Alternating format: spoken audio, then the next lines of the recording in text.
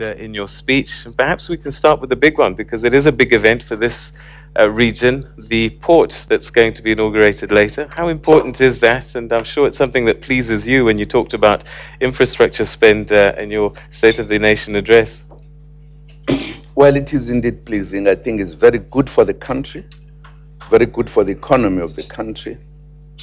And it is indeed part of what we are planning to do in terms of the infrastructure.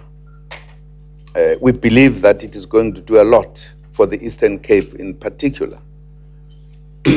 You will realize that perhaps before we announce the infrastructure, this infrastructure here, the Kucha, was almost standing alone, with no connection to the flow of the infrastructure in the country.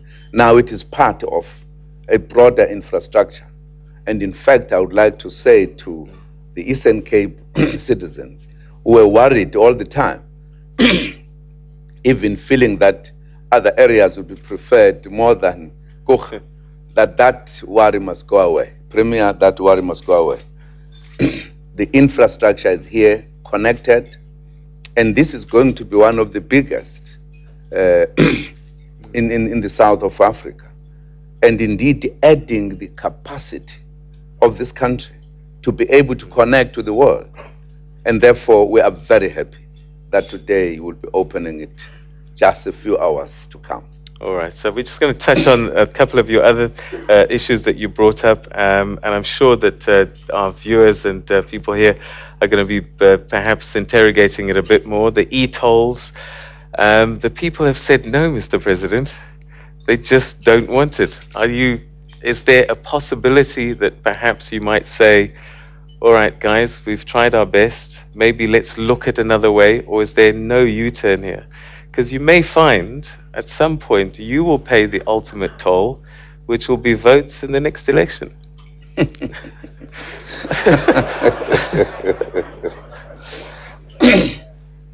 Well, I'm not sure about that.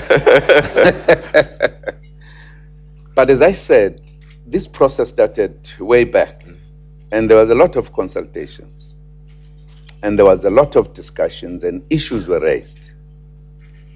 And as something to do something about it, the finance minister announced measures that government has taken to ease the burden from the poor. And I think that is coming halfway to what people have been raising as a concern. I think what you should take into account is that Johannesburg is Johannesburg, is an industrial city, is the hub of our economy.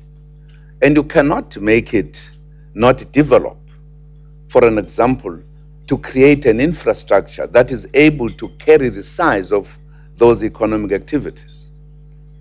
Now, the very people who are saying don't do it are asking for jobs, not so.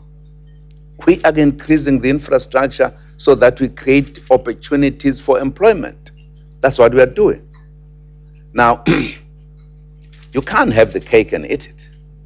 We've got to know that economic development, we've got to take very serious decisions that must help the economy to move forward. You can't stay in one place, because it means if we don't increase the infrastructure, the roads in Johannesburg, then Johannesburg is going to be, the economic activities would be suffocated.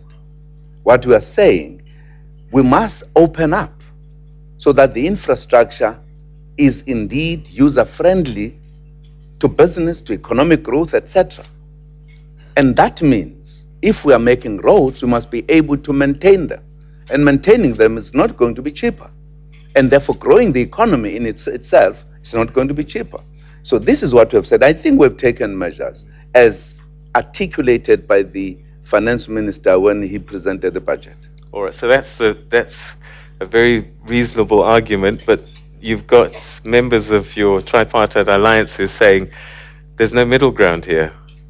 They say, they've threatened that they're going to occupy the roads, the highways. Are you not on a collision course with COSATU? No, we're not in a collision course. This is a democratic country. They have a right to raise their voices and concerns. a right to protest. It's a democratic country. But at the end, we've got to discuss and say what is logical. Because as I'm talking about the possibilities of creating more jobs, you can't stop that process when we are calling for jobs. That's a kind of a contradiction we've got to deal with. And of course, if you talk about members of the alliance, we always talk, and I'm sure we'll be talking.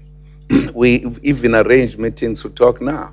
Critical in this country is that economy must grow. And if it has to grow, it has to do what developed economies do. And I'm saying there has been an engagement, and we've taken measures to take into account those kind of things. These measures have in fact looked at the position of the poor. I think if we are traveling between Johannesburg and perhaps outside of the tolls, the workers would be in the buses. They're not paying. It is people who are doing business would be paying. Isn't that so? If you talk about the poor people who had to be in the combis or buses going to Joburg, they don't all pay. It is the business person who runs that transport who pays. But the businessman is saying that it's going to increase his costs, and he'll pass them on to the products that he's creating, that those people in those buses are going to be buying. But those are the rules of any economy in the world. What happens in the fuel affects the passengers, not tolls only. So that argument, I'm sure, of course, we'll have time to talk about those matters. In fact, we will. So let's take a break now, Mr. President, and when we return, we'll open the floor and